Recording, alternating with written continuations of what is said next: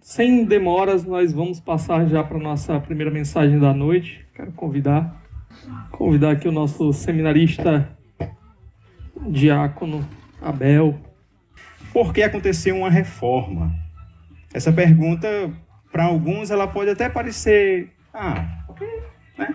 Todo mundo sabe por que aconteceu uma reforma. Mas pode ter alguém que não saiba por que aconteceu uma reforma.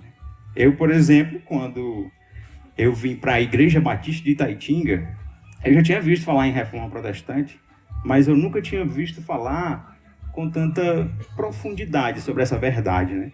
E as implicações disso nos nossos dias hoje, né? No nosso modo de ser cristão. Eu nunca tinha parado para pensar sobre isso. E hoje nós vamos tentar responder essa pergunta. Ou vamos responder essa pergunta. Por que aconteceu uma reforma? E para falar sobre esse assunto da reforma, por que aconteceu uma reforma, eu vou trazer um panorama histórico para a gente sobre a trajetória da igreja até desaguar ali no final da Idade Média, quando precisou acontecer uma reforma, certo? E de início, eu tenho aqui, eu trouxe para falar com os irmãos o tema da patrística. Alguém já ouviu falar aqui sobre patrística, essa palavra, patrística? Adriano disse que nunca ouviu falar sobre isso, né? Esse período da patrística, ou pais da igreja, é o período da igreja antiga. É o período da igreja depois dos apóstolos, até chegar à Idade Média ali, mais ou menos. Nós temos o período da patrística, né? O que foi esse movimento? Esse movimento ele se deu, como vocês estão vendo aí, no período dos 4 primeiros séculos, né? Ele se refere aos pais da igreja. O nome pai da igreja tem a sua origem no uso do título pai, dado aos bispos, especialmente no Ocidente, para exprimir uma carinhosa lealdade. Esse título foi sendo cada vez mais usado a partir do século III para descrever os defensores ortodoxos da igreja e os expoentes da sua fé. O que aconteceu nesse período?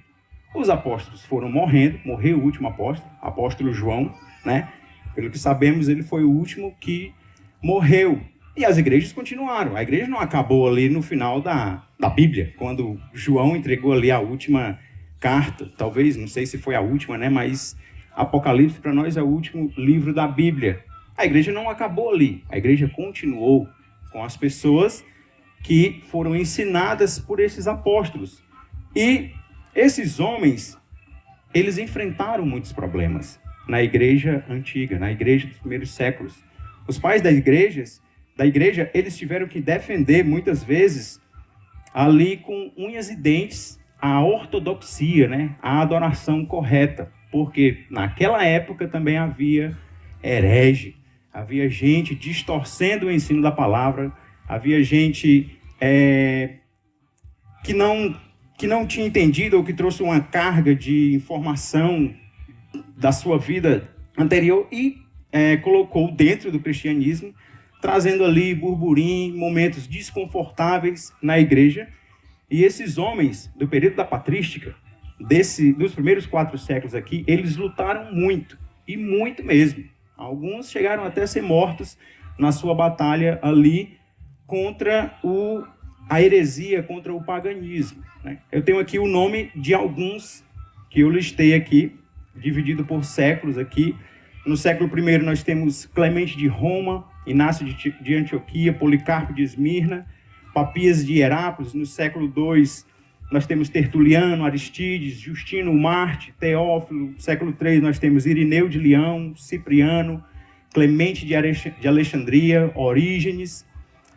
No século IV nós temos Jerônimo, Ambrósio, Agostinho de Hipona, Eusébio de Cesareia.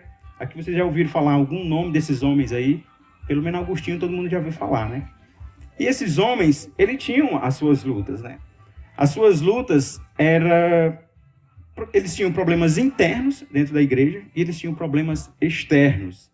Os problemas externos era a perseguição dos judeus. A gente vê que, desde os apóstolos, eles já sofriam esse tipo de perseguição dos judeus, né? Em Atos, a gente tem muitos relatos de judeus perseguindo Paulo ali. Paulo ia para a cidade, os judeus perseguiam ele lá e tal, fazia aquela arruaça. Paulo chegou a apanhar várias vezes por conta da loucura que aqueles homens causavam ali. E tinha outro problema também, a perseguição do Império Romano, que durou até o século III, mais ou menos ali, até Constantino, né? E o Império Romano também perseguia os cristãos. Perseguia com força, porque eles tinham a religião do império, né? O imperador era como se fosse o deus daquilo. E aí tudo que acontecia na igreja, tudo que acontecia com o povo de errado, sei lá, caiu uma árvore em cima de alguém, ou então deu uma praga na lavoura, ninguém conseguiu. Era tudo culpa dos cristãos, porque eles tinham um Deus novo aí agora, e o Deus romano estava castigando todo mundo porque tinha um Deus fora do negócio, né? E aí perseguia os cristãos, e matavam, e arrancava pedaço, e enfim, era uma arruaça grande com os pobres cristãos, né? Ou com os vencedores cristãos daquela época. E os pais da igreja, eles passaram por esse período, eles sofreram nesse tempo. Eles lutavam para que o evangelho ele continuasse sendo proclamado, sendo levado para as pessoas.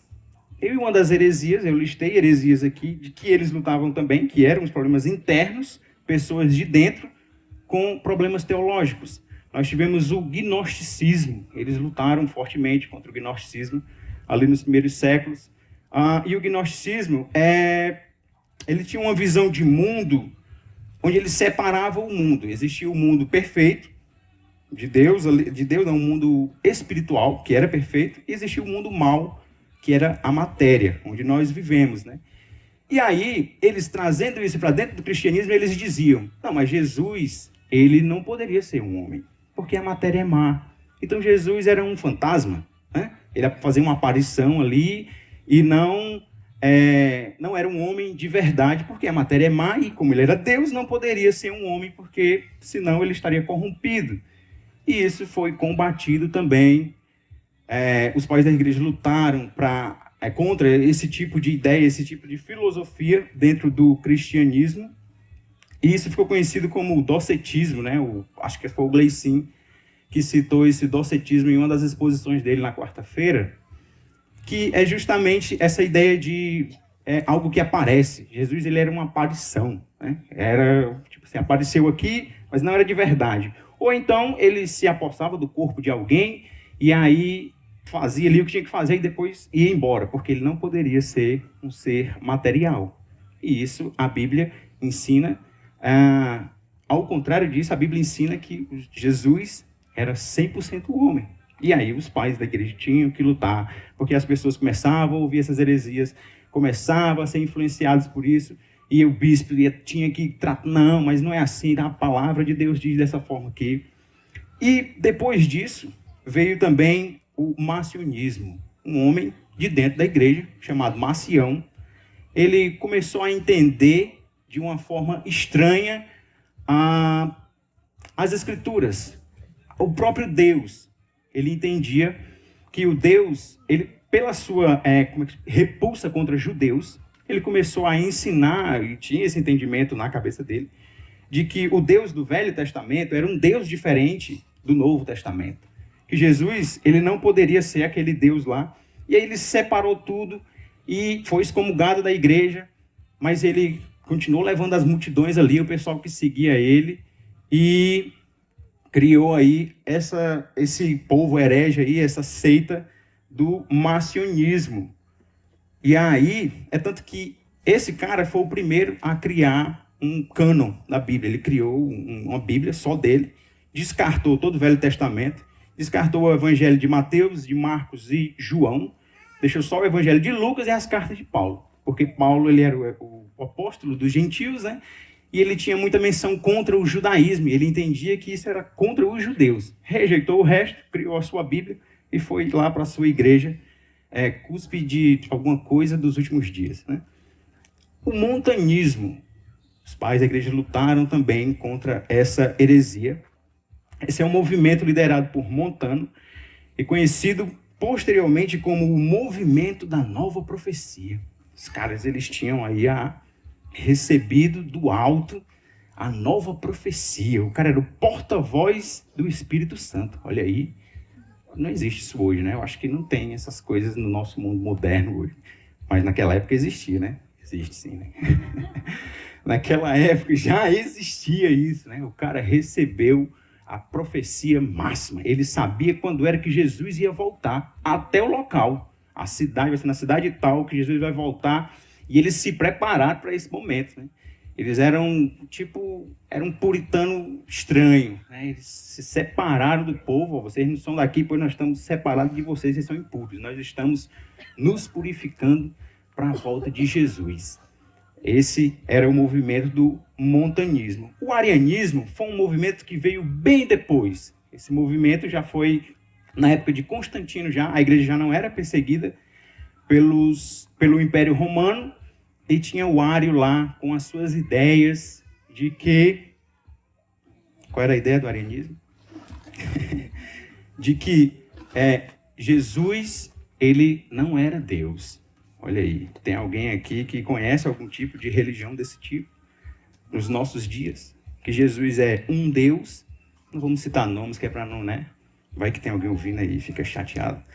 Mas nós temos hoje também essa herança do Ário, né? Ao nosso redor. O cara entendia e ele dizia que Jesus não era Deus e que ele era uma criação de Deus. Ele era um Deus menor, ele era uma...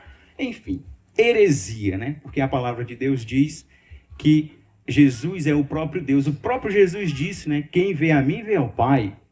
E só vai ao Pai por mim. Jesus era o próprio Deus, o Filho de Deus, e Ário começou a negar, e houve muita luta, Isso só foi resolvido no Concílio de Nicéia, quando se reuniu a liderança da igreja e disse, não, Ário, tu está errado, você vai ser excomungado, Jesus é Deus. Foi o momento que criaram o credo também, o credo apostólico, né? Creio em Deus Pai, creio no Filho, creio no Espírito Santo, e aí o Ário foi botado de lado. Depois o Constantino trouxe o Ário de volta, mas aí pano para as mangas e conversa para outro momento. Para resolver esse problema, os pais da igreja, eles criaram um movimento, eu não vou dizer movimento, mas houve na época uma ideia da sucessão apostólica. Alguém já ouviu falar sobre isso daqui? Alguém que já foi católico da igreja católica de verdade? Ninguém? Pronto. A sucessão apostólica até hoje, ela tem um grande valor na igreja católica. Se você for lá no Vaticano, vai ter lá toda como é que eu posso dizer, a sequência de homens dessa sucessão apostólica. O que era essa sucessão apostólica? É que a doutrina correta, ela só viria de alguém para ser um bispo, por exemplo, nessa época que chamavam de bispo, né, os pastores. Para ser um bispo, o bispo teria que ter aprendido com um apóstolo, certo? Se era nos séculos depois, o outro bispo teria que ter aprendido de um bispo que tinha aprendido com um apóstolo, para haver essa descendência, essa sequência de ensinos dos apóstolos. Isso tudo era para proteger a igreja dos problemas, das heresias, de tudo que aparecia no meio da igreja, naquela época da igreja antiga. Eles lutavam, eles tinham os seus problemas. Não haviam reformas, porque não eram problemas que desviou a igreja totalmente, mas eram coisas no meio do povo de Deus, e eles tinham que lutar com isso e tinham que se esforçar para aquilo não tomar o coração das pessoas e todos serem desviados de vez, né? Na imagem eu coloquei essas setas aí, né? Apóstolo, bispo, novos bispos. O bispo, ele teria sempre que ter ter aprendido com alguém que aprendeu com outro bispo, que aprendeu com um apóstolo. Essa era a sucessão apostólica e a igreja estava debaixo dessa proteção. Isso foi feito para proteger a igreja, né? Até o ponto de termos um bispo, como é que eu posso dizer? O bispo principal, que seria o bispo de Roma. Por quê? Porque lá em Roma eles disseram, não, aqui foi onde Paulo morreu, onde Pedro morreu também, então o sangue dos apóstolos está aqui, então o bispo que está aqui é o bispo principal, né? Se tiver no meio aqui, o Fabrício ali chegar, Abel, tu viu falar aí que Jesus não era Deus, que ele nem nasceu, ele era só um fantasma. Aí eu ia ter que perguntar, não, mas eu tenho que perguntar para o bispo. Aí se o bispo tivesse dúvida, não, vou perguntar para o bispo de Roma, porque o bispo de lá é o bispo principal, ele vai saber responder isso daí. Na teoria, o bispo era aquele que estava mais aprofundado nas escrituras, mais ali da forma ortodoxa, correta ali, né? Sempre seguindo de forma correta os ensinos dos apóstolos. E aí, a sucessão apostólica, ela veio para resolver esse problema. No século III, nós temos Constantino chegando ao império, sendo imperador, e aí não havia mais perseguição. Constantino, ele abraçou o cristianismo, e aí promulgou o Edito de Milão. A igreja não era mais perseguida pelo Estado, pelo contrário. A igreja agora, ela estava se aproximando do Estado. Então nós já tínhamos ali os apóstolos, os bispos, resolvendo o problema de muita conversa, centralizando ali numa pessoa, no bispo principal, a ideia da ortodoxia, e agora nós temos a igreja se aproximando do Estado. Isso eu estou pulando muita coisa, né? Nós estamos chegando aqui em Constantino já no século III, e a igreja começa a se aproximar do Estado. E nós começamos aqui a entrar na Idade Média, onde a igreja estava completamente difundida ao Estado, nesse período todinho.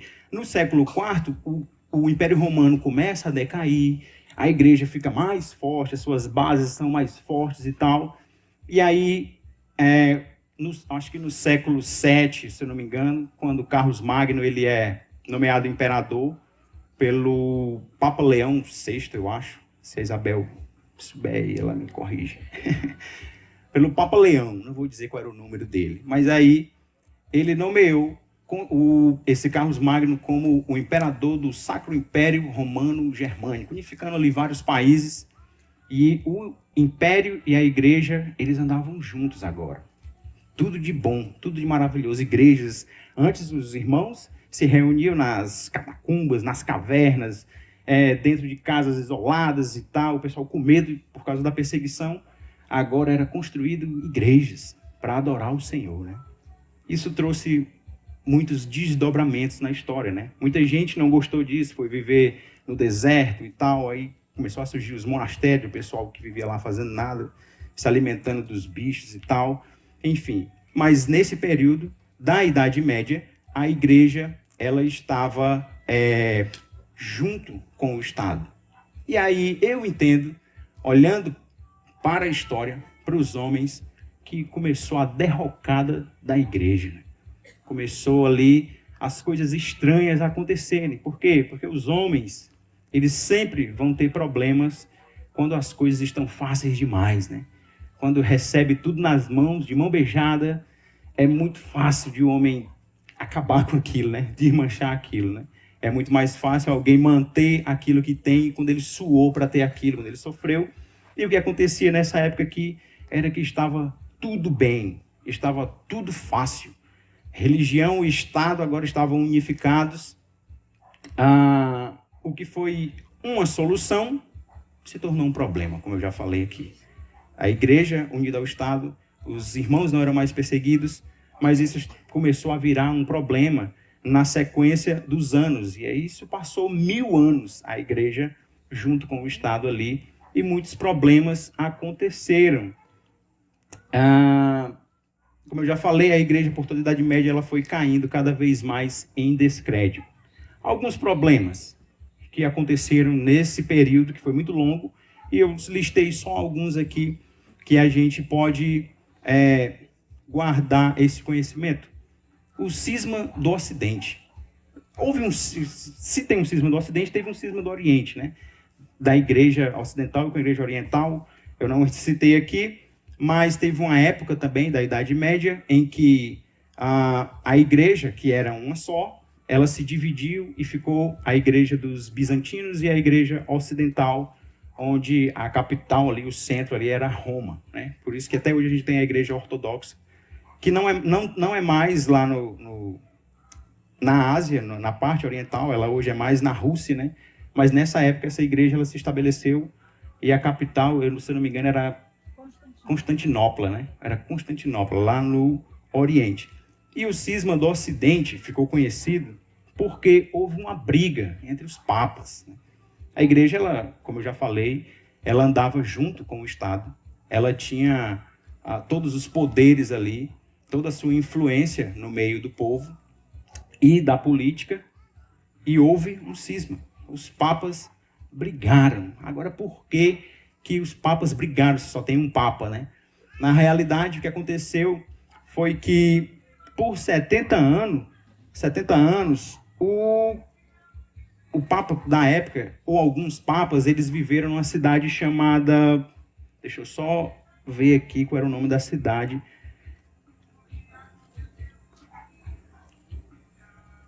Avignon, a cidade de Avignon, eu acho que era na França, essa cidade. O Papa viveu lá 70 anos, só que perto de morrer, ele voltou para Roma, porque lá na Roma tinha a Basílica de São Pedro, tinha o trono de São Pedro lá, e ele voltou para Roma e morreu.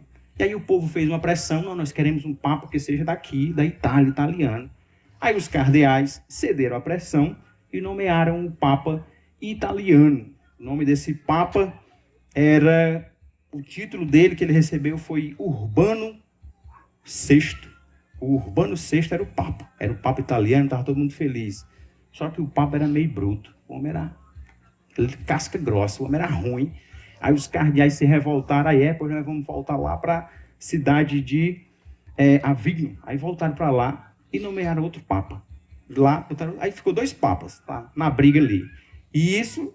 se passou um bocado de ano, esses 2 papas. No meio do caminho, ainda teve outro cara que se nomeou papa também, aí 3 papas. O pessoal tudo brigando, quem era o papa correto, quem era o papa certo, até que no concílio de Constança foi restabelecido a unidade papal. Demitiram todos os 3, aliás, depuseram todos os 3, tiraram os 3 papas e elegeram um outro papa chamado Martinho V. Isso foi no ano de 1417, 100 anos antes da Reforma Protestante, de 1517, né?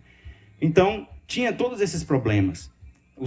O pessoal, ele estava ali no poder, mas não havia mais aquela essência do amor à palavra do Senhor, pelo menos para quem estava ali no poder, né? E o Papa, que era para ser aquele que guia a igreja, né? Que é o ortodoxo ali, que segue a ortodoxia da forma correta, a adoração correta, era onde tinha mais problemas, era lá, no topo, porque envolve muito poder, né? Outro problema também era esse Papa aqui, o Papa Alexandre VI.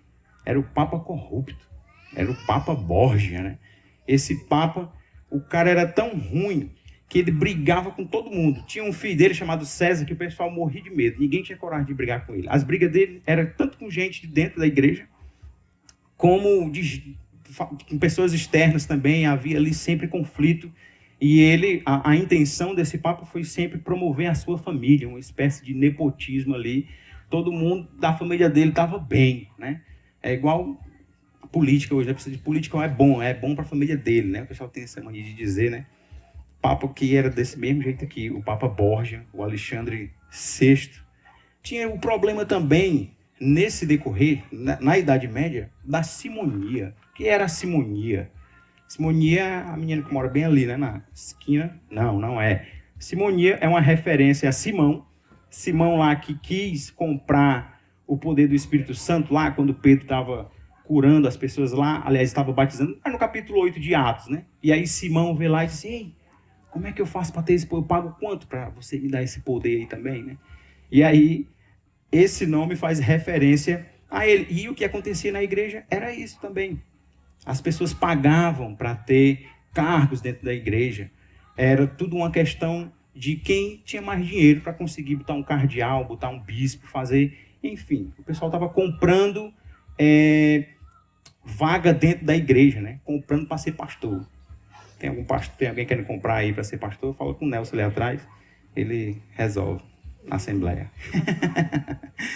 O pessoal estava comprando os cargos eclesiásticos dentro da igreja. E isso foi chamado de simonia, e isso ia enfraquecendo a igreja cada vez mais. Eu acho que a igreja já era mais do que fraca nessa época, porque a gente está falando de coisas de 100 anos antes da Reforma até o ponto da Reforma também. A venda de indulgências. A venda de indulgências já foi na época de Lutero. A venda de indulgência ela começou, se eu não me engano, foi para a construção do templo lá da Basílica de São Pedro. Mas aí o Tetzel gostou lá dessa ideia e continuou fazendo. E isso era uma prática comum na igreja. A venda de indulgências vendia um pedaço de chão no céu. Ainda bem que hoje não existe essas coisas no nosso tempo moderno, né, de vender um pedaço de chão no céu. Mas eles vendiam também a saída da alma do purgatório, né? Tinha até uma musiquinha lá de quando cai uma moeda lá no gasofilaço, lá uma alma sai do purgatório e o pessoal tudo pagando e comprando. Enfim, comprando as relíquias. Uma coisa terrível, né? A igreja desgraçada nessa época aqui, né? Eu coloquei aqui as penitências porque foi uma coisa que Lutero também lia no texto de Romanos, lá em Mateus, na Vulgata Latina, tinha dizendo lá, façam suas penitências e tal, mas quando ele leu o texto, traduzido por o texto Recepta, traduzido por quem, Nelson? É o Erasmo, né? É o Erasmo, né? Erasmo de Roterdã, né? Ele traduziu a Bíblia do grego, e aí Lutero, né, com esse livro na mão, bem traduzido agora, né, bem elaborado e feito de forma mais, digamos, minuciosa, ele entendeu que o texto não falava sobre isso, sobre uma penitência, uma coisa assim terrível do corpo, não, mas uma coisa que partia do coração, né? Abrir mão daquilo que eu preciso abrir mão para viver para o Senhor. E nessa época, nesses 1000 anos de escuridão, digamos assim, da igreja, da ortodoxia, da teologia correta, teve muitos homens nessa trajetória que lutavam contra esses problemas na igreja. Nós chamamos eles de pré-reformadores, né? Os pré-reformadores, nós temos aqui o nome de Jerônimo Savonarola. Mas alguns dizem que Jerônimo Savonarola não é um pré-reformador assim, porque ele não lutou pela questão teológica, mas ele lutava mais por uma questão moral, uma questão porque o povo era muito devasso, digamos assim. E aí lutava contra isso, tanto na sociedade quanto na igreja. O pessoal abandonar o pecado da imoralidade e serem mais puros e tal, ele lutava por isso, Savonarola. E John Wycliffe já é considerado mesmo um dos reformadores. Ele pregou contra as superstições e sincretismo que inundavam a igreja na época, como a fé em relíquias sagradas, peregrinações com propósitos místicos e veneração de santos. Havia todas essas coisas na igreja e este homem pré-reformador já lutava contra isso. Já tentava instruir o povo ali, que estava próximo dele, pelo menos, a não praticar esse tipo de coisa, porque não era bíblico. Essas coisas não vinham do ensinamento dos apóstolos desde lá de trás, e em nenhum momento foi citado isso para o povo viver dessa forma. Era uma depravação da direção da igreja, né, que já levava o povo a isso. John Huss, ele é chamado de ganso, era? Não, foi ele que disse, né, que estão matando um ganso. Depois eu cito isso daí. O John Huss, também um pré-reformador, ele entendia que as escrituras possuíam a autoridade suprema acima de tudo e de todos. Porque nessa época aqui, quem era a autoridade? A autoridade era o Papa. E isso veio, o ensinamento foi distorcido desde os pais da igreja, quando tinha o bispo principal que estava ali, era incumbido de manter tudo no caminho certo, mas se corrompeu no meio do caminho. E aqui John Huss combatia isso também. A autoridade não é de um homem, e nem de homens, nem de uma instituição. A autoridade era das Escrituras, a autoridade é do Senhor. A autoridade vem do alto. Nós temos que seguir a autoridade do Senhor. E, passados-se os anos, houve outro reformador. E esse é o reformador mesmo que nós conhecemos, né? Aqui o Martim Lutero, pregando ali as 95 teses na porta do templo de... Eu esqueci o nome do templo lá, de Wittenberg, Wittenberg. É um castelo lá, né? Ele pregando lá as 95 teses. Por quê? Porque Lutero também entendeu todos os desvios da igreja, né? Ele saiu para andar nas ruas de Roma, viu todo mundo lá comprando as indulgências, aquela venda, aquela coisa terrível, e ele não viu aquilo. Isso, Lutero já lendo a Bíblia traduzida por Erasmo de Roterdã, que trazia ali uma originalidade das escrituras, dos escritos originais, né? Melhor. E aí Lutero não conseguia mais conviver com aquilo e lutou contra todos os problemas que a igreja tinha, né?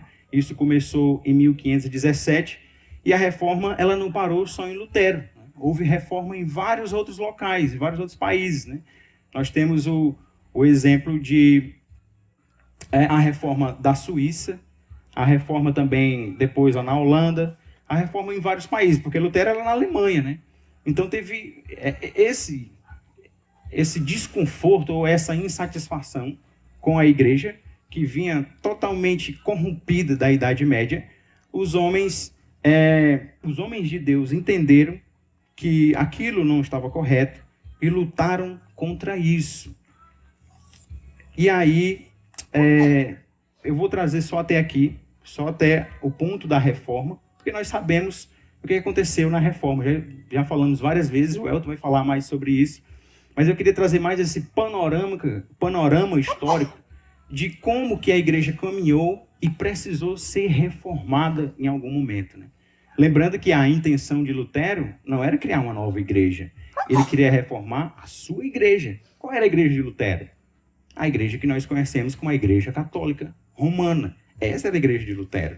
É tanto que hoje ainda há uma divisão dos que seguem a reforma de Lutero e nós, por exemplo, protestantes, né? Existe o luteranismo, que é outra igreja, e eles não se consideram protestantes, eles são luteranos, né? É só isso que eles são, né? Mas isso trouxe muitos benefícios para nós, né? Muitas reformas foram acontecendo, na Inglaterra também, igreja anglicana, e isso foi abrindo as portas para nós estarmos aqui hoje, né? Provavelmente o pastor vai falar mais sobre isso amanhã, porque ele vai falar da herança da reforma para nós batistas. Talvez ele faça essa trajetória de como a reforma foi acontecendo, várias reformas até chegar a nós e trazer benefícios para nós, né? Eu queria trazer algumas aplicações dessa pequena história, desse desenrolar da reforma, de por que aconteceu uma reforma. Depois eu coloco aqui a minha resposta sobre por que aconteceu uma reforma. A primeira é que Deus sempre esteve no controle de toda a situação. Em algum momento você pode até pensar, mas rapaz, Deus deixou acontecer isso, essa tragédia todinha, naquele povo que era o seu povo, que veio ali na sua trajetória, a igreja totalmente desviada, não havia quem amasse o Senhor de verdade dentro ali daquela instituição. Haviam outras pessoas que combatiam aquilo e eles eram logo tirados do meio, né? Era tratado como herege, teve inquisição, teve muita gente que morreu, sumiu. Eu acho que até hoje ninguém nunca achou o corpo, né? Porque combatiam esses desvios da igreja.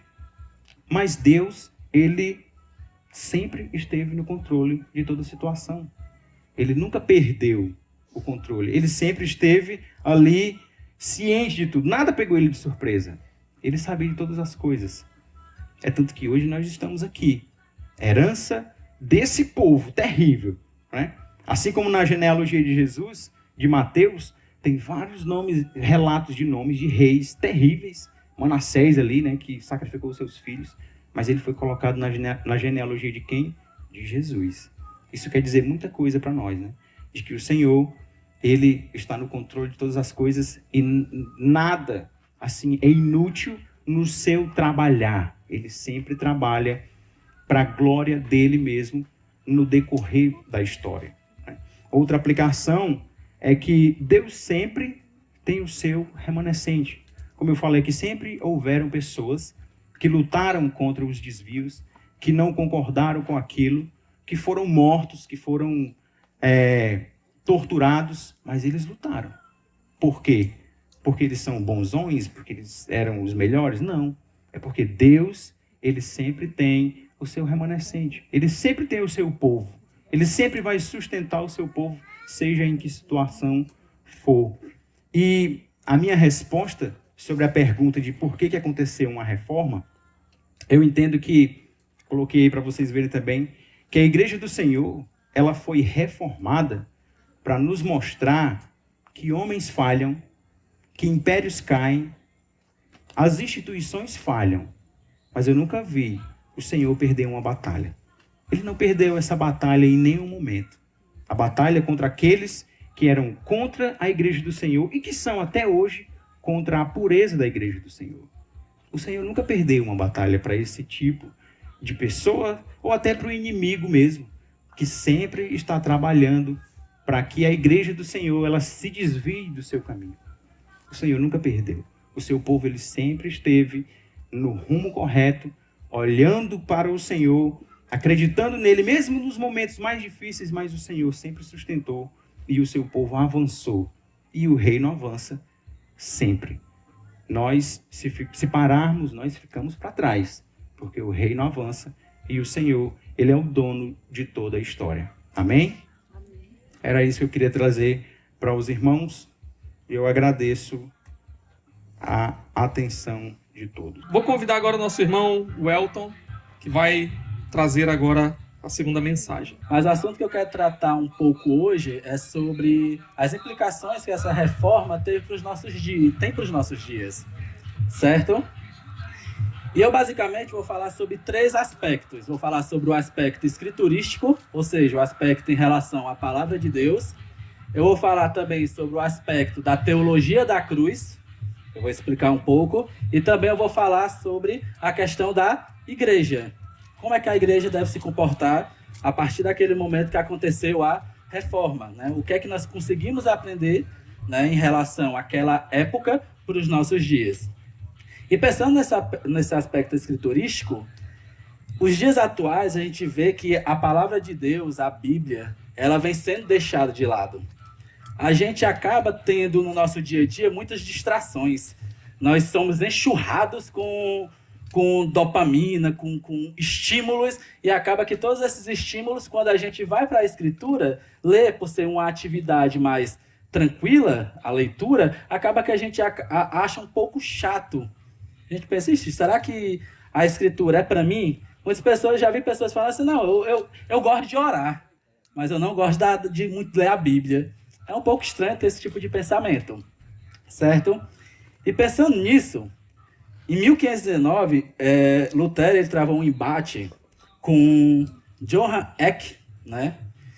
E nesse embate, ele foi acusado de defender os ensinamentos de John Hus. O missionário Abel falou um pouco sobre John Hus, né? Que ele, 100 anos antes, ele foi queimado numa fogueira. Por quê? Por pregar a palavra. O crime de John Hus foi pregar a palavra. Então, pensando nisso, Lutero ficou assustado. Será que realmente eu defendo esses ensinamentos? Será que realmente eu sou um russita? Será que eu realmente estou ensinando aquilo que aquele homem ensinou e foi morto por aquilo? Então ele ficou assustado. Então no intervalo ali para o almoço ele foi estudar, né? Ele foi pesquisar, ele foi adquirir um certo conhecimento em relação a essa acusação que ele tinha sofrido, e ele percebeu que realmente ele defendia o posicionamento em relação às escrituras de Hus. Né? É bastante interessante que nem o Lutero tinha essa noção, né, do que é que realmente dos pré-reformadores nessa época, certo? Então Hus, ele ensinava a palavra de Deus e ele tinha como uma justificativa muito forte que se existe a palavra de Deus e existe qualquer outra coisa, nós devemos ficar com a palavra de Deus. A Igreja Católica, né, que era a única igreja que existia na época, né, ela transmitia uma ideia de que quem tinha autoridade em relação às escrituras era o Papa que ditava. O Abel ele falou um pouco sobre isso. Vai em escada, né, até chegar no Papa. O que o Papa dissesse ali no final, estava dito. Não tinha o que você contra-argumentar, né, em relação aos ensinamentos do Papa. E pensando nisso, Lutero, ao entender que realmente ele estava realmente defendendo os posicionamentos de John Hus, ele reafirmou que a Escritura ela deve ser a autoridade máxima em nossas vidas e na igreja, principalmente. Não é a autoridade papal que tem esse poder sobre a igreja, certo? Então, a ideia também de Lutero não era pegar, como o Abel já chegou a falar, e fazer com que criasse uma nova igreja ali, ou até mesmo pegasse, destruísse aquela igreja para ter uma nova. A ideia dele era fazer com que aquela igreja que tinha naquele momento viesse a andar nos trilhos, de acordo com a palavra. É como se fosse paredes aqui. Opa, está indo muito para esse lado, então vamos ter cuidado para nós não nos desviarmos da real palavra, da palavra de Deus. Certo? E continuando nesse pensamento da Escritura, e trazendo isso para os nossos dias, hoje em dia nós temos alguns ensinamentos que ocorrem em relação à palavra. Algumas pessoas vêm e dizem que a palavra ela é antiquada. Ou seja, essa palavra ela não é para os nossos dias. Ela não condiz com a sociedade moderna. A pessoa vai olhar para a palavra e falar, a Bíblia foi escrita há centenas, milhares de anos. Tem livro que foi escrito há 5.000 anos. Então, por que essa palavra ela vai me ensinar algo? Então, as pessoas vão dizer que a Bíblia ela é antiquada. Vão dizer também sobre a questão que a Bíblia é antiquada, que a ciência está aí para mostrar que a Bíblia está errada. Nós vivemos uma época, que foi a época da pandemia, onde você com certeza via muitas pessoas postando assim, só a ciência salva. Eu vi muitas pessoas postando isso. Só a ciência salva, só a ciência salva, só a ciência salva. E tentando tirar todo o aspecto ali do que a palavra de Deus nos ensina em relação à pessoa de Cristo, que é somente Cristo salva, e colocando todas as suas fichas ali na ciência. Isso é um problema muito sério, certo? Citando Billy Graham ele falou algo que eu acho bastante interessante. Ele fala que a Bíblia ela é mais atual do que o jornal que circulará amanhã. Ou seja, as notícias que serão emitidas amanhã, que nós nem sabemos, a Bíblia é mais atual. Então, pensar nessa perspectiva de que a Bíblia ela é antiquada é um pensamento que não condiz com a realidade do cristianismo. Infelizmente, muitas pessoas que se dizem cristãs querem trazer esse ensinamento e chegar ao ponto de dizer que a Bíblia deve ser atualizada. É um outro ponto muito sério. Tem um cara que se diz pastor, eu não sou que nem o Abel, eu cito o mesmo nome, Ed René. Ele fala que a Bíblia deve ser atualizada para pegar aquelas pessoas, que é aquela minoria, né? É pegar essas pessoas minorias e botar aqui dentro da igreja e dizer, você pode continuar vivendo do seu jeito, e esse jeito que você vai viver, você pode viver dentro da igreja. Não existe uma necessidade de transformação. Então essa pessoa ela vai dizer que a Bíblia deve ser atualizada. E o interessante é que, além dessa ideia da Bíblia ser atualizada, ou melhor, dentro dessa ideia de a Bíblia ser atualizada, surgem inúmeras pessoas não cristãs interpretando a Bíblia, ensinando a Bíblia como se fossem cristãs. Um exemplo. Tem um autor, Augusto Cury, né? Eita, eu peguei no calcanhar de Aquiles de um bocado de gente aqui, que tem muita gente que gosta do Augusto. Eu era um cara que gostava do Augusto Cury, né? Só que eu parei de ler quando chegou o momento que eu estava lendo, que era a oração do Pai Nosso, eu acho que é mais ou menos esse título, e a solidão de Deus. Aí no título já fala sobre isso, solidão de Deus. Eu fiquei me questionando, o que é que ele quer dizer com solidão de Deus? E eu peguei, comprei o livro, né? Porque eu pensei que era só uma forma de chamar a atenção, é tipo aqueles vídeos, né? Por que não investir no Nubank? É só para tu ir lá ver o vídeo e você tem que investir, né? Só que, infelizmente, nesse caso, realmente ele diz que Deus é um Deus solitário. E por causa disso, ele criou a humanidade. Isso não é um ensinamento das Escrituras. Deus não é solitário. Deus, a trindade ali, eles se autorrelaciona um com o outro. Existe um relacionamento mútuo. Deus não é solitário. Ele não fez a criação porque ele precisava da gente. Ele fez porque ele quis, simples assim. Você não é eu preciso do Abel. Não foi esse pensamento que ele teve. Ele criou o Abel porque ele assim o quis. Certo?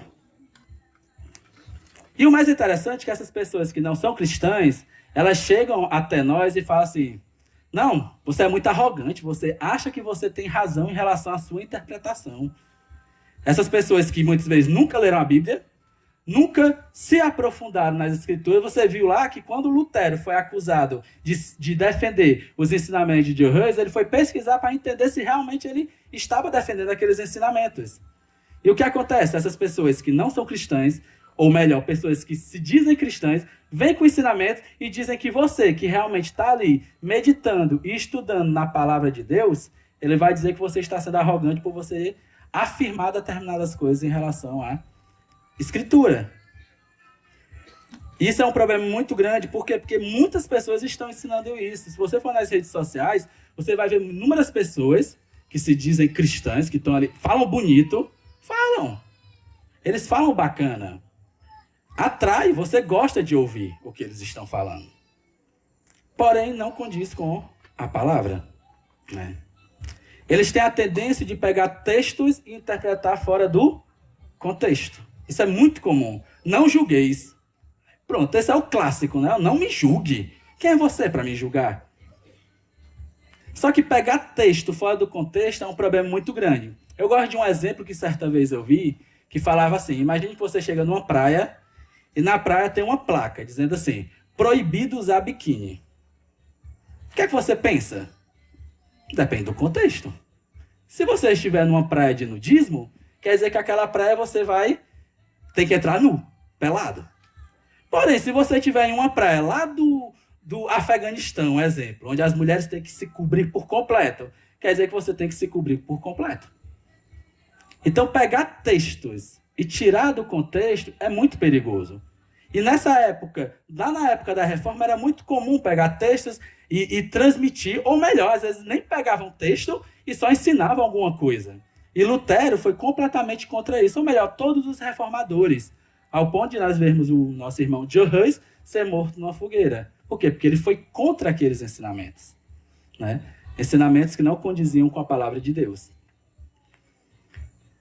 Então, nós não precisamos atualizar a palavra, nós não precisamos modificar, pois ela é mais atual do que o jornal que circulará amanhã. Um outro ponto em relação à palavra, que acontece muito nos nossos dias, é que as pessoas buscam em tudo, menos na palavra. Quando ela está passando por um problema, ela vai pesquisar um psicólogo. Eu não estou dizendo que eu sou contra um psicólogo, só que nós temos que ter muito cuidado com a questão da psicologia. Temos que ter um pé atrás, né? Principalmente quando é um psicólogo que não é cristão. Quando é um psicólogo que não é cristão. Então as pessoas vão buscar em tudo, menos na palavra. Mas olha o que nós aprendemos lá em João 5,39. Examinais as Escrituras, porque vós cuidais ter nela a vida eterna, e são elas que de mim testificam. Testificam de quem? Jesus Cristo. É lá que nós devemos buscar. É lá que nós devemos ter um entendimento em relação a problemas, a situações que nós venhamos passar. Mas pode acontecer um momento de, não, mas quando eu vou na Escritura, eu não consigo entender. É um argumento muito forte que algumas pessoas usam. De, eu vou ler ali a palavra, só que tem uns textos que acabam tendo uma certa dificuldade, né? O que é que nós devemos fazer? Nós devemos pedir a Deus esclarecimento. Devemos orar realmente, clamar. Não é algo fácil. Não é algo fácil. Mas também não é algo que vai tirar sua vida como tirou a vida de John Hus. Hoje nós gozamos de uma certa liberdade aqui no Brasil em relação a estudar a palavra de Deus, de meditar a palavra de Deus. Nós hoje podemos nos reunir aqui para compreender essa palavra. Mas existem lugares e teve épocas que isso era considerado um crime passivo de morte. Então nós devemos realmente, primeiramente, buscar na palavra. Lutero fez isso, John Hus fez isso, Zwingli fez isso, inúmeras outras pessoas fizeram isso. Buscar na palavra a solução para determinados problemas da vida. Lá em 1 Pedro 3,15 fala assim: antes, santifiquem Cristo como Senhor no coração. Estejam sempre preparados para responder a qualquer que lhes pedir a razão da esperança que há em vós. Ou seja, devemos santificar os nossos corações, devemos buscar santificação para responder aqueles que vêm pedir a razão de nossa fé com mansidão. Interessante isso, eu conheci uma pessoa que passou por uma situação, de certa maneira, um pouco constrangedora. Ela estava numa sala de aula e o professor, né, defendendo todo tipo de ideia contrária ao evangelho, levantou determinados questionamentos, né, em relação à palavra. E esse professor sabia que essa jovem, né, essa mulher, era cristã. E o professor, um emissário de Satanás, né, foi e começou a acusar, né? Não sei o quê, me responda isso. E a irmã, infelizmente, não conseguiu responder. Então, nós devemos estar preparados. Nós vamos ser questionados em relação à nossa fé. Nós vamos ver já que quando Lutero ele transmitiu determinados ensinamentos, ele foi convocado para ele explicar ou repudiar melhor aqueles ensinamentos que ele estava ensinando, que ele estava transmitindo. Só que Lutero era um caba macho, né? Não voltou atrás, não. Ele continuou firme naquilo que ele estava ensinando. Por quê? Porque aquilo que ele estava ensinando estava de acordo com a palavra de Deus. Uma outra coisa também que algumas pessoas ensinam, fundamentada em toda essa ideia, é que a palavra de Deus ela deve ser extinta. Existem países, eu estava lendo, acho que o país está sofrendo a perseguição, esqueci o nome, muito forte agora, que se você for pego com um aplicativo de celular da Bíblia, né, um aplicativo da Bíblia no seu celular, você pode ser preso, condenado. Um aplicativo. O que nós temos aqui, a gente baixa NVI, NVT, baixa todo tipo de versão e a gente tem esse acesso. E lá, o fato de você ter esse aplicativo, você pode ser condenado. Por quê? Porque eles querem que a palavra de Deus seja extinta. Eles sabem do poder que a palavra de Deus tem. Tem aquele livro, né, aquele filme, o livro de Eli, né? Que a última Bíblia... é um filme antigo, tá certo? Não vamos ligar para spoiler, não. É um filme bem antigo, mas a última Bíblia que existia era o cara recebeu, né, essa Bíblia, encontrou em algum canto e ele ouviu uma voz, ele foi direcionado a levar esse livro para um determinado local, que eu não lembro mais. E o filme vai, né, se desenrolando e tal... E claro que tem que ter ação, né? Então ia ficar só o cara tá segurando a Bíblia, não ter ação, ia perder um pouquinho a graça, né? Mas ele tem que levar essa Bíblia, né? Até determinado lugar, mas ninguém sabe qual é o livro que realmente é. E acaba que tem um chefão lá, que ele sabe que ele quer esse livro, ele sabe do poder que esse livro tem. E quando ele recebe esse livro, era uma Bíblia em Braille. Aí não tinha como ler. E o cara era cego, o cara lutava e era cego. Ou seja, guiado ali por Deus. É bem interessante o filme. Claro que tem todo um aspecto ali de ficção, mas é algo bastante interessante você ver o poder que a palavra de Deus tem.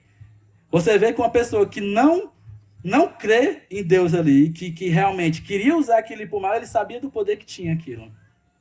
E parece que às vezes a gente perde nessa noção de entender o poder que a palavra de Deus tem. Né? Que até o que Lutero fala uma coisa interessante. Ele fala assim, eu me opus às indulgências e aos papistas, mas nunca pela força. Eu simplesmente ensinei, preguei e traduzi a palavra de Deus. Fora isso, não fiz nada. Não fiz mais nada. Enquanto eu dormia ou bebia a cerveja de Wittenberg com meus amigos Felipe e Emsdorf, acho que se pronuncia assim, a palavra enfraqueceu o papado de tal forma que nem um príncipe ou imperador jamais seria capaz. Eu não fiz nada. A palavra fez tudo. É muito profundo. Eu me arrepio todo quando eu leio isso aqui, sendo sincero. É muito profundo. O entendimento que Lutero tinha em relação do poder da palavra. E às vezes a gente pega na Bíblia só quando vem pro culto, né? Não, enche o culto. Aí quando vai sair, esqueci a Bíblia. E às vezes nem pensa mais nisso. Eu tô com o celular, então tá de boas. Tá de boas. Eu me lembro que logo quando eu comecei a servir a Cristo, tinha uma brincadeira que era espadas para o ar. Alguém já brincou disso aqui? Espadas para o ar. Eita, só os antigos ali, o pastor e a Aline. Espadas para o ar. Todo mundo ficava aqui, aí, espadas para o ar. E todo mundo levantava a Bíblia, né?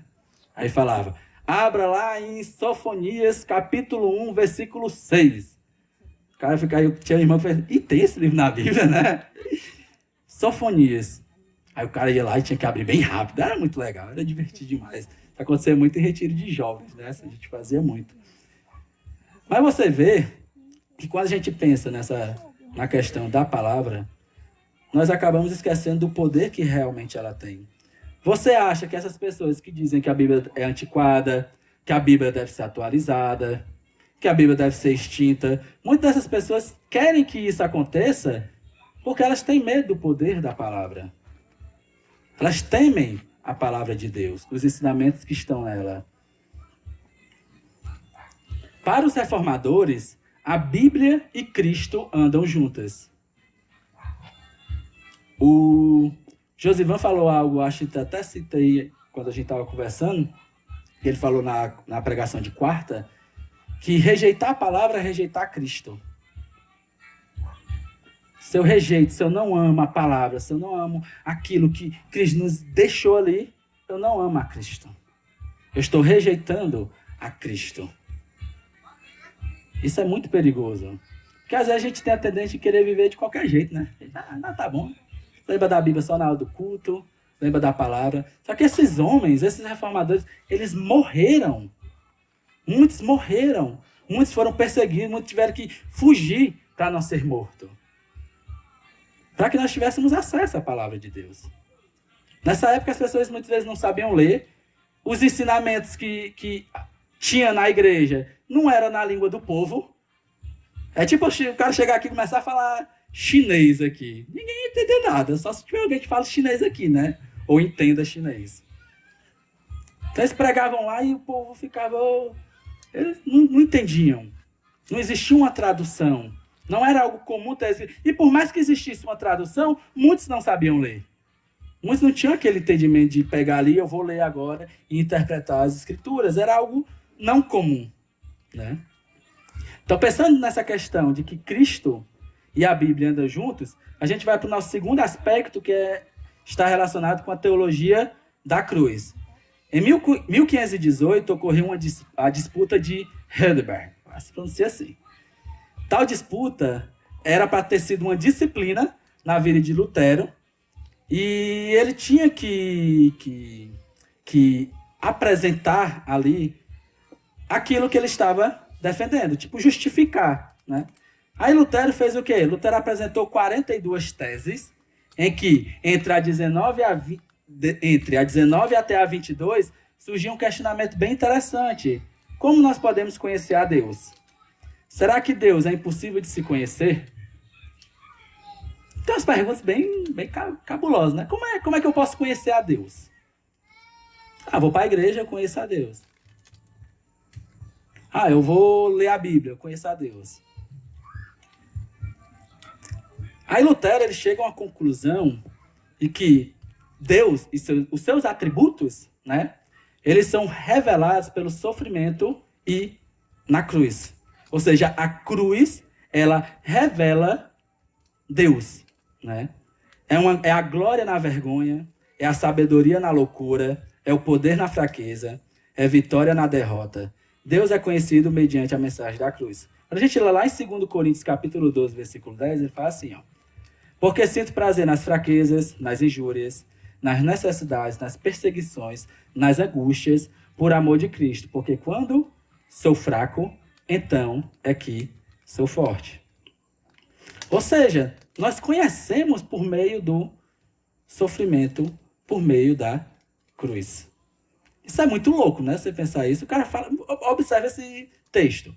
Pelo que sinto prazer nas fraquezas, nas injúrias, nas necessidades, nas perseguições, nas angústias por amor de Cristo. Porque quando sou fraco, então que sou forte. A gente não vai conhecer a Deus fundamentado no nosso intelecto. Eu sou o cara.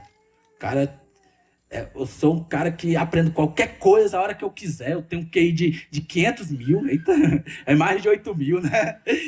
Não, meu irmão. Não é pela capacidade intelectual que você vai conhecer a Deus. Não é. Lá em Mateus 11, do 25 ao 26, olha naquela ocasião, Jesus disse: Eu te louvo, Pai, Senhor dos céus e da terra, porque escondestes estas coisas dos sábios e cultos, e as revelastes aos pequeninos. Sim, Pai, pois assim foi do teu agrado. 1 Coríntios 1, 23 ao 25 diz assim: mas nós pregamos a Cristo crucificado, que é escândalo para os judeus e loucura para os gregos. Mas para os que são chamados, tanto judeus como gregos, lhe pregamos, né, a Cristo, poder de Deus e sabedoria de Deus. Porque a loucura de Deus é mais sábia do que os homens, e a fraqueza de Deus é mais forte do que os homens. O conhecimento de Deus não pode ser fundamentado no intelecto humano, porque isso nos levaria a um certo orgulho. A gente fala, eu conheci a Deus porque eu sou capaz, eu sou o cara. Então, essa ideia de conhecer a Deus pela sua capacidade vai levar você a um certo orgulho. E esse orgulho vai levar à ruína. Vai levar a um distanciamento de Deus. Lembra o que foi que Lutero falou? Ele não fez nada, a palavra fez tudo. Ele só conheceu a Deus porque Cristo se revelou a ele. Não foi porque ele era o cara. Que às vezes a gente tem essa tendência muito não é nem de idolatrar, é de supervalorizar determinadas pessoas. Nós temos que ter também esse cuidado. A gente, o Lutero, isso acaba criando um sentimento na gente, e a gente começa a pensar, não dá pra mim não, Lutero foi demais, ou sei lá, John Hus e outros caras aí, ou Martin Lloyd Jones. Tem uma coisa sobre Martin Lloyd Jones que eu acho interessante, ele era médico, e ele tinha na época recebido uma proposta para ser médico e receber, se não me engano, 80 salários mínimos da época. Aí pensa aí no Brasil, 1.200, 1.200, né, vezes 80 mil, 96 mil reais de salário ele recebeu como proposta. E ele rejeitou aquilo para pregar a palavra. E às vezes quando a gente vê isso, a gente pensa assim, não, tá doido, irmão, o cara tá num patamar completamente diferente. Ele é um homem de Deus, sim, mas ele é falho também.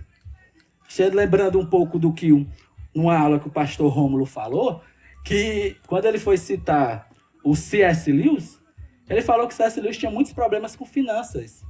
E ele chamou essa atenção para a gente olhar que são homens com capacidades incríveis, mas que são homens. São homens com problemas, com falhas. E nós devemos ter esse cuidado ao olhar para essas pessoas. Então, essa teologia da cruz, a teologia da cruz de Lutero, é uma teologia de revelação.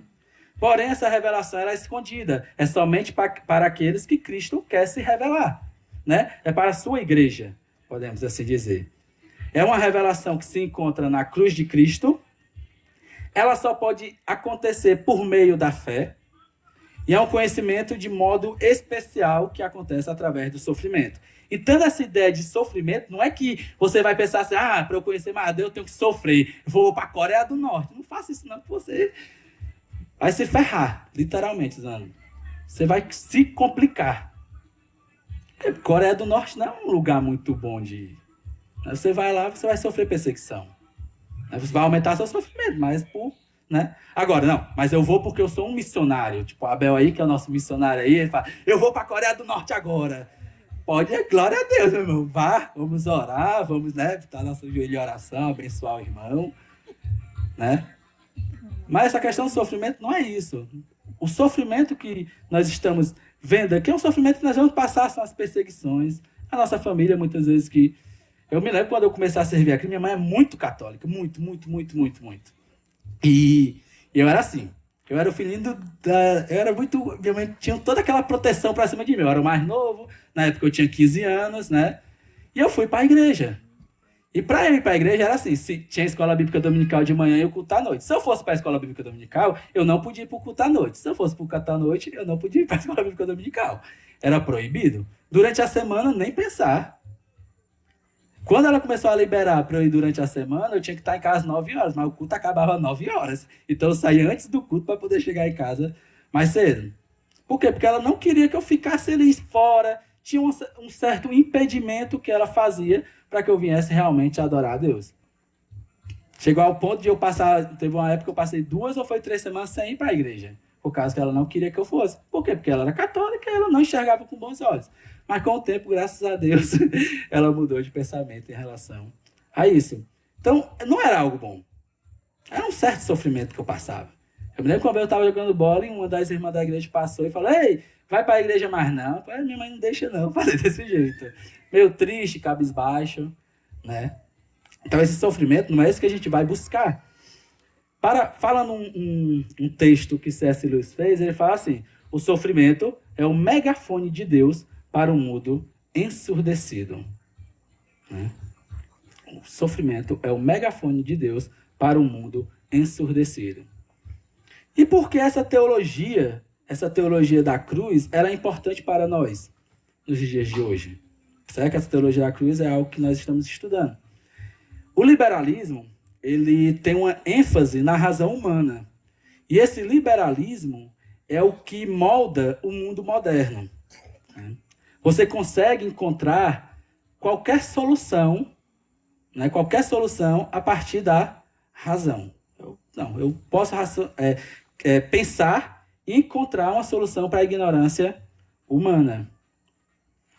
Ou seja, que nós temos a capacidade de determinar a verdade para nós mesmos. Nós não precisamos de Deus. Nós não precisamos de um ser criador. Nós não precisamos de alguém que venha nos instruir qual é a caminhada, o que é que nós realmente devemos fazer. Então esse liberalismo vai ensinar isso. Só que quando ele foca demais na razão humana, no pensar, eu vou citar um texto que acho que foi o primeiro texto que eu tive encontro com C.S. Lewis. Eu não sou idólatra do C.S. Lewis, eu só gosto muito do autor, tá certo? Tem que falar, né? Eu gosto muito do autor. É um autor muito interessante. Observe o que ele fala. Supondo que não haja uma inteligência criadora por trás do universo, que é o que as pessoas que defendem que tudo é resolvido pela razão falam: não existe Deus, não precisa de Deus. Tem um autor muito conhecido que é o Richard Dawkins, ele fala: Deus não precisa existir. Eu me lembro que eu estava assistindo uma vez um documentário que era do Stephen Hawking, que ele falava sobre o universo, e eu todo empolgado ele falando lá, e o cara se aprofundando e voltando no tempo, até chegar na ideia do Big Bang aí. Ele fala: antes não existia tempo, então não precisa de Deus. Eu enxerguei diferente. Se não existia nada, existe a necessidade de Deus. Né?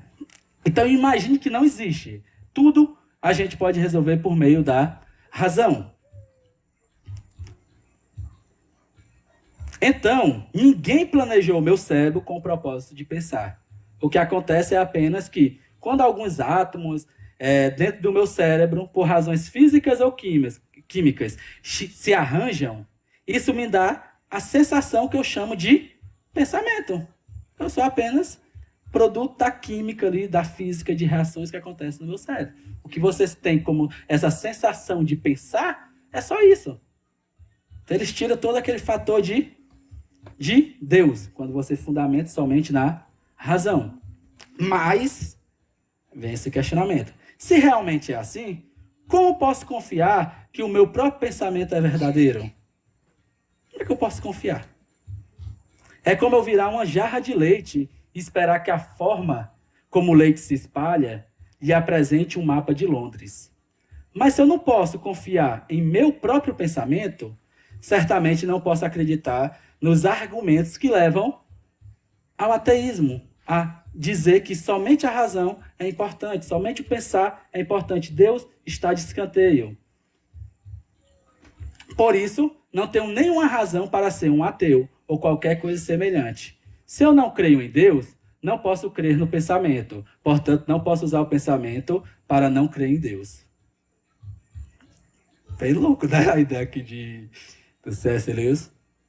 Ou seja, ele transmite a ideia, meu filho, se nós formos nos fundamentar apenas na razão humana, a gente vai acabar passando a crer em Deus. Por quê? Porque se eu fundamentar somente na razão humana, eu não posso usar esse argumento de que a razão humana pode fazer qualquer coisa, pode resolver qualquer mal do mundo, ela tem a solução para tudo. Eu não posso confiar nele. Eu não posso. E se eu não posso confiar nele, eu não posso ser um ateu. Logo, eu só posso ser uma coisa: cristão. Crer em um Deus criador. Né? Mas continuando pensando sobre essa questão da razão humana, observe que nós estamos falando sobre a questão da teologia da cruz, que nós só podemos conhecer a Deus porque ele se revela a nós através da cruz do Calvário. Não é algo fundamentado no nosso intelectualismo, não é fundamentado na minha capacidade, não é porque eu leio muito que eu vou conhecer mais a Deus, não é. Não é porque eu estudo muito que eu vou conhecer mais a Deus, é porque ele se revela a mim. Ele se revelou a cada um de nós. Mas nós sabemos que a razão humana ela está corrompida pelo pecado. E a cruz, ela expõe isso. Expõe o quê? O pecado. A cruz ela é crucial ao nosso entendimento da revelação e da salvação. E devemos confiar nela por meio das Escrituras, por meio de Cristo. Indo para o nosso último ponto, ou melhor, para o nosso último aspecto, não use ponto, nós vamos para a igreja. Nós falamos primeiramente sobre o aspecto escriturístico, agora a gente falou também sobre a questão do aspecto da teologia da cruz, e agora nós vamos falar sobre a igreja, o que a reforma contribuiu para a igreja. Né? Em 1520, Lutero ele recebeu uma bula papal que continha 41 sentenças que ele deveria repudiar para que ele não fosse excomungado. Ou seja, ser cortado da igreja, literalmente. Né? Ele tinha 60 dias para se retratar. Olha, o bicho era afrontoso, Lutero, sendo sincero. Ele queimou publicamente essa bula. Eu não vou nem dizer que ele era afrontoso, ele era um homem que estava sendo ali realmente levantado por Deus. Porque ele sabia que aquela atitude podia levá-lo à morte. Podia levá-lo à morte. E em 1521, ele já não fazia mais parte da igreja. Mas observe a seriedade disso. Só tinha uma igreja ali. Existia, como o nosso missionário falou, a Igreja Ortodoxa Oriental, que lá em 1054, né, teve aquela ruptura, né, só que ficava longe demais. Como se onde eu moro até aqui, só que hoje tem carro, né, glória a Deus por isso, glória a Deus, mas naquela época não tinha, era tudo mais difícil. Então, quando Lutero ele foi excomungado, ele não olhou assim e pensou, opa, vou ali para a igreja da esquina. Não tinha, meu irmão, não tinha. Ah, eu vou ali para a igreja presbiteriana, vou ali para a igreja batista Filadélfia, vou lá para a igreja batista de Itaitinga. Não tinha, só existia uma igreja. Ele ser excomungado era, você não vai mais fazer parte da comunhão dos santos. Ser excomungado naquela época, você não tem mais a salvação, você perdeu a salvação. A ideia que a igreja tinha a ideia que eles tinham naquela época é que a igreja tinha essa autoridade de dizer, você não faz parte mais do corpo de Cristo. Mas Lutero ele continua afirmando que a igreja católica apostólica romana não era verdadeira. Mas aí surge uma pergunta, se aquela igreja não era verdadeira, qual seria a verdadeira? Não tinha igreja naquela época? Né? Surgem esses questionamentos bem interessantes. E o que seria a igreja? Né? Lutero afirmou que a igreja não é definida por sua estrutura institucional ou pela sua linhagem histórica. O Abel falou sobre essa questão da linhagem histórica, que vem lá de Papa. Eles falam que, que vem lá de Pedro, que Pedro foi o primeiro Papa. Né? Pedro foi o primeiro Papa. Engraçado que Pedro era casado, né? Porque os papas não se casam, né? É um questionamento interessante, né, de se fazer. Então, não é por a linhagem histórica ou pela estrutura institucional. Para ele, a igreja era a comunidade, ou seja, a Assembleia de Todos os Santos. E a marca dessa igreja estava na pregação do evangelho puro. Uma congregação que realmente ouve a palavra de Deus e que segue a palavra de Deus de acordo com o que as escrituras realmente estão ensinando, ali nós temos uma igreja. Não é um papel que vai definir que existe uma igreja no local. Que às vezes as pessoas pensam, não, para aqui ser uma igreja, precisaria ter um documento que o governo dissesse que é a igreja. Não. Toda igreja começa sem documento, sem estrutura, 2, 3, 5 gato pingado ali se reunindo no lugar, com o intuito de propagar as boas novas para uma certa comunidade, para que ali venha se instituir uma igreja realmente e aquela comunidade venha a ser impactada pelo evangelho. Uma igreja que não impacta, não cria um impacto na comunidade em que ela se encontra, ela é uma igreja que está em fracasso. Eu não falo o impacto social, eu falo o impacto mesmo do evangelho, de mudança de vida. De mudança de vida, onde as pessoas vão olhar ali existe uma igreja. Onde as pessoas podem encontrar refúgio naquela igreja, naquele local. Onde ela vai olhar e falar, aqueles irmãos realmente servem a Deus, realmente amam a palavra de Deus. Então, para Lutero, a marca da igreja era essa, em que a palavra de Deus, ela realmente é pregada. Certo? E continuando pensando nesse aspecto de igreja, naquela época, já foi dito também, que eles não tinham essa ideia de fundar uma outra igreja, de acabar com a igreja que tinha até então. Não era essa a ideia. A separação, ela não ocorreu também por um motivo por causa da corrupção que existia na igreja, por causa dos problemas que existiam na igreja. Fulano de tal fez tal coisa, a igreja sempre vai ter problema. Sempre vai ter. Se você for inventar de procurar a igreja perfeita, você vai procurar o resto da sua vida, você não vai encontrar. Quero uma igreja onde todos os irmãos fazem isso, tal, pá, e tudo perfeito. Não, meu irmão, nós somos pessoas diferentes, pensamos de maneiras diferentes. E o que nos une é Cristo. É Cristo que nos une. Então nós temos que ter esse cuidado também em relação à questão da igreja. Então os reformadores, eles não tinham esse intuito de se separar, eles queriam apenas mudar o aspecto teológico que existia dentro da igreja, os ensinamentos. Lutero, ele tinha a justificação pela fé como um artigo pelo qual a igreja fica de pé ou cai. Ou eu creio que sou justificado pela fé, ou eu creio que existe um outro aspecto que faz com que eu venha a ser levado a Cristo, como as obras, como as ofertas, como é aquela que o Ariel falou, cada moedinha que cai no negócio lá é uma alma que sai do inferno, alguma coisa assim, né? Não, do purgatório. Inferno, mas tudo é a mesma coisa. Então, outros vão poder, e hoje não é muito difícil de enxergar isso. As pessoas querendo acrescentar determinadas atitudes para que você realmente venha a ser salvo. Não é assim difícil de você encontrar a pessoa, você tem que fazer isso para você ser salvo. Mas nós entendemos que a justificação ela vem pela fé. Eu creio, logo, eu sou salvo. Cristo me justificou. Né? Para Calvino, a igreja verdadeira tem como base, tem como marca duas coisas: o evangelho e os sacramentos. Quais sacramentos? O batismo e a ceia. A igreja católica, se não me engano, tinha 6, se não me falha, não lembro muito bem o número. Tinham 6 sacramentos. Inclusive, o casamento era considerado um sacramento. Ainda é, né? Ainda é considerado. Mas para nós, os únicos sacramentos que existem é o batismo e a ceia do Senhor.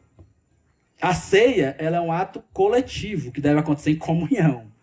É algo muito poderoso. Você não pode chegar na sua casa, pegar ali o vinho, o suco, sei lá, ou o pão e falar, agora eu vou cear sozinho. Não. Isso não existe. Tá certo? Não existe, pelo amor de Deus.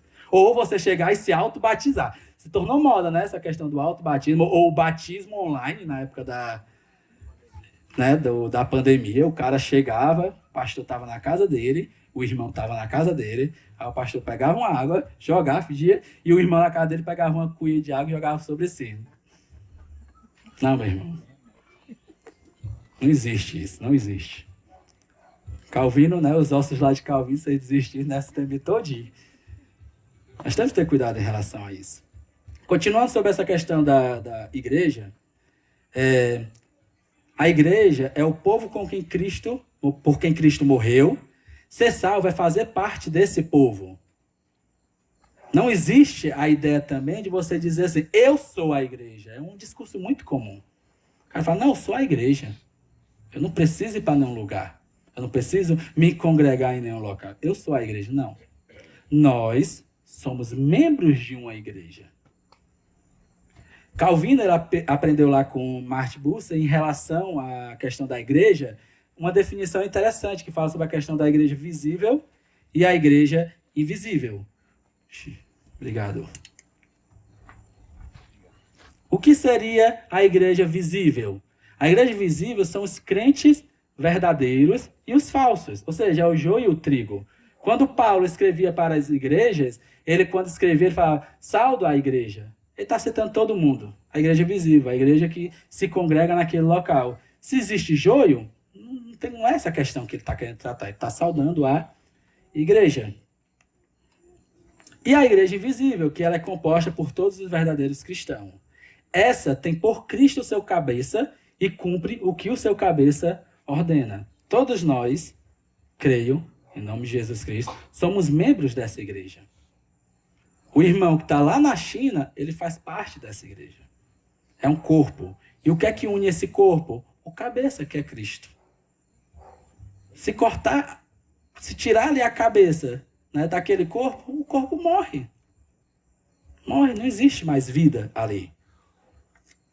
Então essa igreja, a igreja invisível, que é a que se reúne em todos os lugares do planeta, ela é a igreja invisível e a igreja de Cristo. Somos irmãos. Interessante que eu não sei se você já notou, que às vezes a gente conhece um irmão há pouco tempo. Tipo, eu conheço a maioria aqui há pouco tempo. Mas parece que a gente se conhece há tanto tempo, né?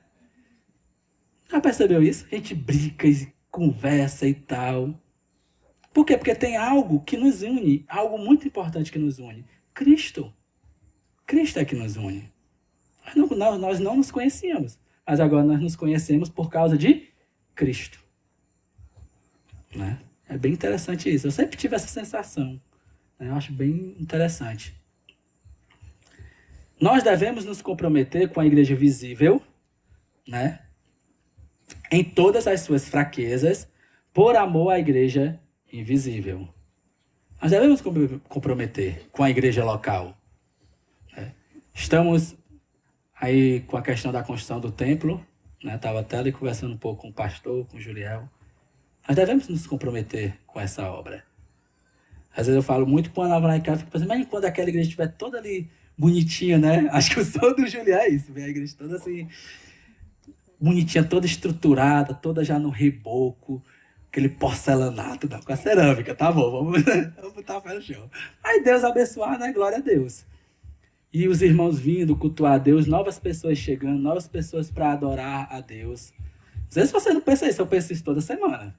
Todo dia eu penso, todo tempo. Vai ser algo muito incrível. Agora a gente, se correr aqui, levanta poeira, eu começo a espirrar. Mas vai chegar um momento que nós vamos ter um templo ali, onde as pessoas vão vir e vão cultuar a Deus com a gente. E elas vão vir mesmo a gente estando aqui. Atrás, se reunindo. Porque isso é a igreja. É a comunhão, é a Assembleia dos Santos.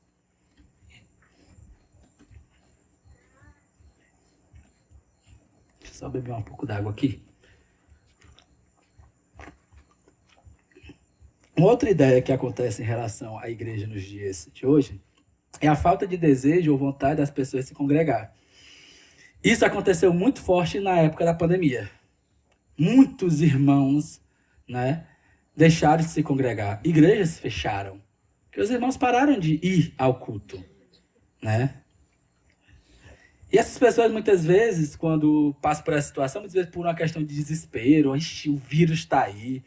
Tinha gente que nem olhava para você, era mais, se tocasse na sua mão, passava álcool, tomava banho de álcool, com medo, um temor assim que assustador, com não vírus, a gente tem que ter cuidado. Tal. Cuidado é uma coisa, meu irmão. Agora, entrar em paranoia é muitas vezes uma questão de falta de fé, de uma desesperança. Não crer que Cristo está ali no controle de tudo. Nosso irmão Abel, ele falou ali no final que Deus, ele é soberano. Ele foi soberano na época da pandemia, ele é soberano hoje. Ele é soberano lá na guerra que está acontecendo.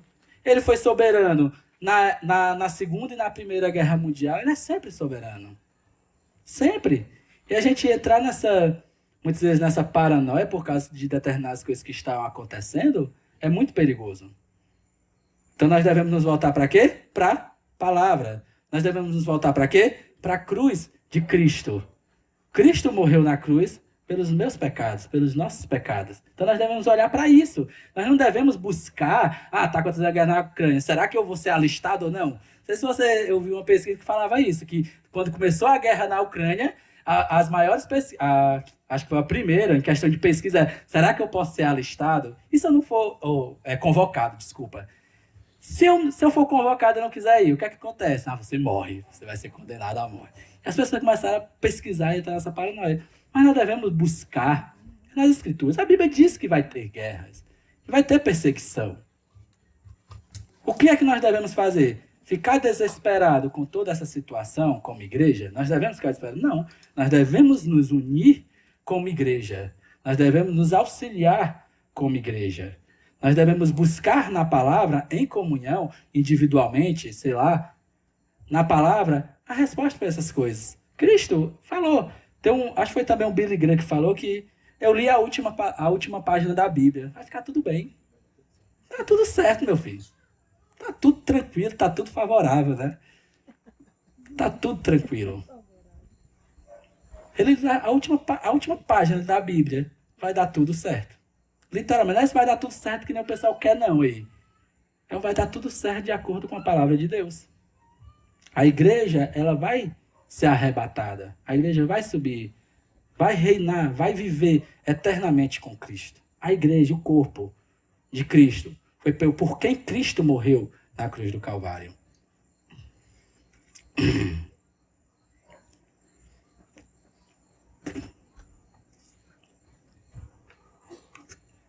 Muitas vezes esse isolamento também, devido às situações que ocorrem no nosso dia a dia, os problemas, pode nos levar a essa desesperança e muitas vezes nos leva a um entendimento errado das Escrituras, né?